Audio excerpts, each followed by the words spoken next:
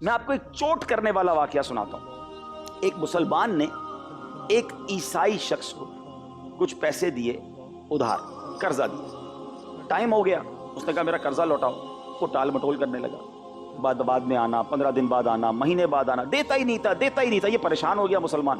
وہ عیسائیوں کے پادری کے پاس چلا گیا، کہا آپ کا ایک بندہ ہے میرے پیسے نہیں دیتا۔ کہا اچھا، ایک پرچی لکھ کے دی، کہا جا کے اس کو دے دو۔ وہ پادری سے پرچی لی اور جا کر اس عیسائی کو پڑھا دی۔ جیسے اس نے پرچی پڑھی فوراً پیسے نکال کے دے دیے۔ مسلمان بھی بڑا ہوشیار تھا، کہتا پیسے تو اپنی جگہ پر بتاؤ، پرچی میں کیا لکھا ہے؟ مجھے مہینوں ہو گئے دھکے کھاتے ہوئے، آتے جاتے اتنا ٹائم گزر گیا، مجھے پہلے بتاؤ، میری بات میں اثر نہیں تھا، ایک پرچی پڑھتے ہی پیسے دے دیے تم نے، مجھے پہلے وہ پرچی پڑھنی۔ وہ کہتے نہیں پرچی تو نہیں دوں گا، کہ نہیں پرچی پڑھے مگر میں بھی نہیں جاؤں گا۔ بہرحال بڑی ضد بحث کے بعد وہ پرچی اس کے ہاتھ سے چھین لی۔ اس پرچی پر ایک جملہ لکھا تھا، کیا تو مسلمان ہو گیا ہے جو لوگوں کے پیسے نہیں دیتا ہے؟ دیکھیں یہ بات ہم آپس میں چوٹ کرنے کے لیے ایک دوسرے سے کر رہے ہیں، کیا یہ اسلام کی تعلیمات ہیں؟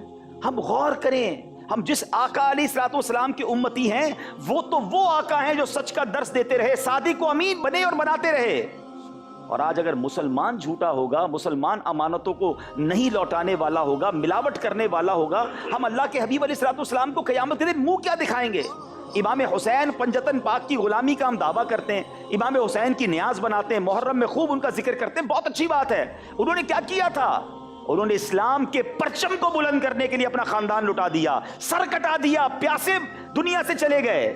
کیا نہیں چاہتے آپ اور میں کہ قیامت کے دن امام حسین سے ملاقات ہو، پنجتن پاک سے ملاقات ہو، کربلا والوں کے ساتھ ہم جنت میں جائیں؟ ہم سب چاہتے ہیں، لیکن at the day of judgment اگر وہاں مجھ سے اور آپ سے سوال کر لیا امام حسین نے کہ ہم نے تو نانا کے دین کے پرچم کو بلند کرنے کے لیے سر بھی کٹا دیا، تم دنیا میں کیا کر کے آئے ہو؟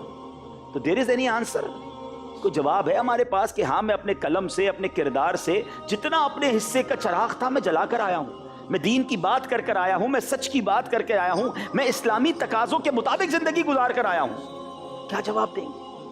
صرف پیسے کمانے کے لیے میں اور آپ دنیا میں نہیں آئے، چند لوگوں کو خوش کرنے کے لیے نہیں آئے۔ ہمیشہ یاد رکھیے، میں ایک حدیث سناتا ہوں جس کا مضمون ہے، اور یہ ہم سب کے لیے، کہ اللہ کے حبیب علیہ الصلوۃ والسلام فرماتے کچھ لوگ مخلوق کو راضی کرنے کے لیے خدا کو ناراض کر دیتے ہیں، اور ایک وقت آتا ہے کہ ان سے مخلوق بھی ناراض ہو جاتی ہے۔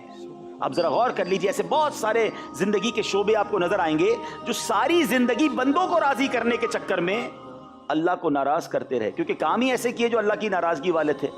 حرام کام کرنے والے بہت سارے شعبے ہیں، معاذ اللہ، میں صرف اشارہ کر دیتا ہوں، جیسے ناچ گانے کرنے والے، اور بہت سارے ایسے کام ہیں جو حرام کر رہے ہوتے ہیں، جھوٹ بول رہے ہوتے ہیں، فحاشی کو پھیلا رہے ہوتے ہیں، سپورٹ کر رہے ہوتے ہیں انہیں، کس کو راضی کرنے کے لیے؟ چند مالکان کو، چند دوستوں کو، چند سیٹھوں کو۔ اور اینڈ آف دا ڈے ناراض کون ہو رہا ہے؟ رب ناراض ہو رہا ہے۔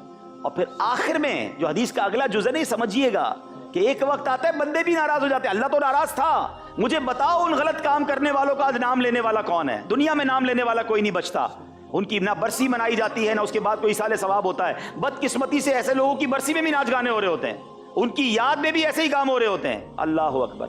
اور اس حدیث کا اگلا جز سنیے گا، اللہ کے حبیب علیہ الصلوۃ والسلام فرماتے ہیں، جس کا مضمون ہے کچھ وہ لوگ ہوتے ہیں جو اللہ کو راضی کرنے کے لیے مخلوق کو ناراض کر بیٹھتے ہیں، کام وہ کرتے ہیں اللہ راضی ہو جائے، مخلوق ان سے ناراض ہو جاتی ہے، اور ایک وقت آتا ہے کہ اللہ بندوں کو بھی ان سے راضی کر دیتا ہے۔ اب ایک مثال دیتا ہوں صرف، خواجہ خواجگان خواجہ غریب نواز رحمۃ اللہ تعالی علیہ ہندوستان گئے تھے، اللہ کی بات کی تھی نا، سارا ہندوستان خلاف ہو گیا، نہ بیٹھنے دیتے، نہ اٹھنے دیتے، نہ کھانے دیتے، نہ کچھ کرنے دیتے، سب خلاف۔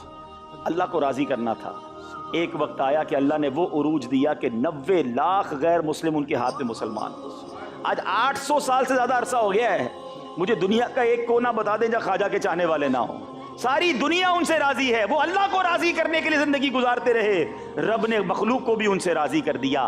اب میری اور آپ کی باری ہے، سوچنا یہ ہے کہ میں نے اور آپ نے زندگی کیسے گزارنی ہے، بندوں کو راضی کرنا ہے یا رب کو راضی کرنا ہے؟ یقین مانے جس سے رب راضی اس سے سب راضی۔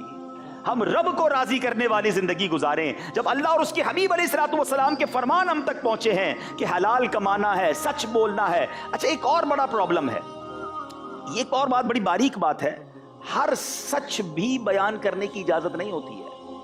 ہاں یہ بھی ذرا سمجھ لیجئے، لوگ کہتے ہیں ہم تو سچ ہی لکھ رہے تھے جناب، ہم تو سچ ہی بیان کر رہے تھے۔ آپ کو میں بتاؤں غیبت سچ ہی ہوتی ہے، غیبت جو ہے یہ واقعی سچ ہوتا ہے. اگر کوئی شخص کالا ہے، موٹا ہے، خراب ہے، برا ہے، اور آپ اس کے بارے میں بات کر رہے ہیں تو سچ کہہ رہے ہیں آپ. لیکن کسی مسلمان کی برائی بیان کرنے کے لیے اس کی پیٹھ پیچھے یہ بات کرنا، یہ سچ تھی.